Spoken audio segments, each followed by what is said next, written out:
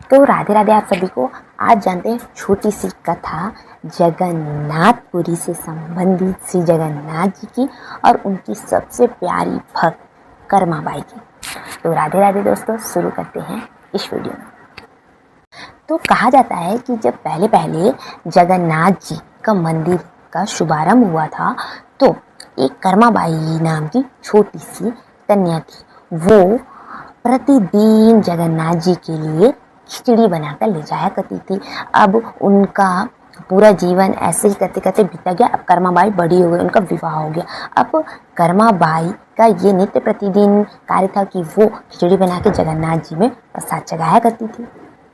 अब कर्माबाई बूढ़ी हो गई, अब उनके घुटनों में भी दर्द होने लगा। तो अब कर्माबाई जगन्नाथ जी के मंदिर जाती है और जगन्नाथ जी को कहती है कि ठाकुर जी, अब मैं नहीं आ सकती, तो अब आपको मेरी कुटिया में आकर खिचड़ी खाना होगा। अब ऐसा कहकर दूसरे दिन ही कर्माबाई अपने ठाकुर जी के लिए खिचड़ी तैयार करने लगती है। ऐसे में ही नॉक होता है, अम्मा खिचड़ी। तो अम्मा खुश हो जाती है, हाँ कि मेरा लाला, मेरा ठाकुर जी आ गया। अम्मा अपने बनाए हुए खिचड़ी को ठाकुर जी खिलाती है। अब ठाकुर जी चल देते हैं।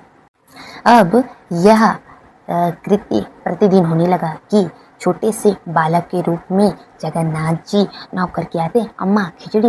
यह प्रतिदिन होने लगा और अम्मा अपने लाला जगन्नाथ जी को खिचड़ी खिलाती है।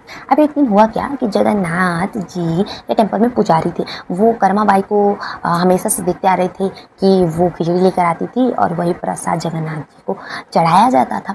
अब पुजारी जी को लगा कि अम्मा आ कैसे नहीं रही, क्या हो गया, जाके पता करते हैं।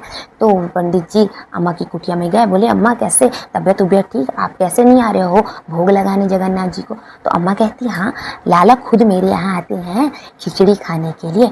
फिर पंडित जी बोलते हैं, अम्मा थोड़ा उम्र हो गया, छठिया गई है, ऐसा बोल रहा है। तो अम्मा बोलते, नहीं नहीं नहीं, मेरा लाला रोज सुबह आता है, अभी देखो मैं उन्हीं के लिए खिचड़ी बना रही हूँ। तो फिर पंडित जी देखकर बोलते, हाँ अम्मा खिचड़ी बना रही हो तो ठीक है, लेकिन नहा लिया करो, धो लिया करो, ऐसे ही ठाकुर जी को खिचड़ी पाओगी क्या। अब ये बात अम्मा के दिमाग में थोड़ा अब अम्मा अगली सुबह खिचड़ी बनाना छोड़ देती है। वो पहले नहाने धोने लगती है, पूजा पाठ करने लगती है और प्रणव को जाता है कि अम्मा खिचड़ी। अब अम्मा को लगता है अब लाला तो आ गया, जगन्नाथ जी तो आ गए हैं और लाला रुक, मैं जल्दी जल्दी बनाती हूँ, फिर को देती हूँ। अब लाला बोलते हैं अम्मा जल्दी, फटक खुलने वाला है।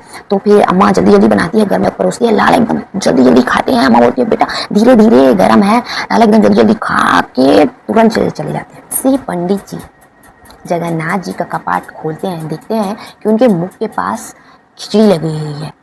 तो वो जैसे ही उसे पूछते हैं उनका हाथ जल जाता है। क्यों? क्योंकि खिचड़ी बहुत गर्म थी, क्योंकि जगन्नाथ जी अभी अम्मा के पास से बहुत गर्मा गर्म खिचड़ी खा के आ रहे हैं। अब क्या होता है, इसी बीच में पंडित जी को बहुत तेज की नींद आ जाती है, वो सो जाते हैं।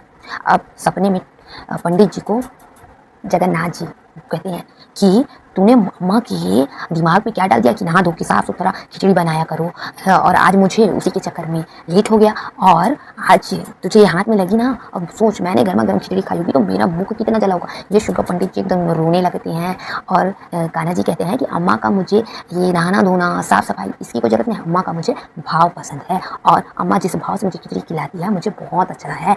ये सब जो तूने कहा आज मेरे मुँह जल गए। ये सुनकर पंडित जी बहुत ज़्यादा रोते हैं। फिर वो अगली सुबह जाते हैं अम्मा को बोलते हैं कि अम्मा आप नहाया धोया ना करो, आप ऐसे ही लाला के लिए खिचड़ी बनाया करो, ऐसे ही उनको पसंद है। तो दोस्तों कथा यही खत्म होती है। इस कथा से सीख क्या मिलती है? सीख क्या मिलती है कि भगवान को आपके भाव पसंद होते हैं, आप उनके लिए क्या करते हैं वो उनको पसंद होते हैं। आप नहाना धोना मतलब इससे वो यह कहना चाहते हैं कि उनको बाकी चीज़ से कोई मतलब नहीं हो, उनको सिर्फ अपने भक्त की उनके प्रति भाव, उनका प्रेम पसंद होता है। तो राधे राधे दोस्तों, कैसा लगा कर्माबाई और उनके लाला श्री जगन्नाथ जी का यह छोटा सा कथा। तो दोस्तों कहते हैं कि आज भी जगन्नाथ जी का को खिचड़ी उनका सबसे पहला भोग लगता है कर्माबाई के याद में। तो राधे राधे दोस्तों।